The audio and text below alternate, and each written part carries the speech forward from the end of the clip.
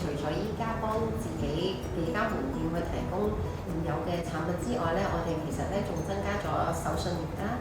咁我哋就又增強咗呢個到會嘅服務。另外我哋咧仲為咗澳門嘅休閒企業咧，我哋提供咗一啲客製嘅產品咯。咁自從疫情開放咗之後咧，我哋希望有本地嘅民生市場啦，我哋逐步咧咁樣喺旅遊景點嗰度咧都開始咗自己嘅品牌。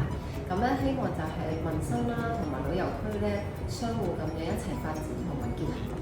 咁今年咧好榮幸啦，我哋就得到呢個專精特色店嘅榮譽啦。咁我哋可以加強翻呢一個網上嘅推廣啦。咁我哋都會係努力啲咁樣深耕翻澳門嘅本地市場。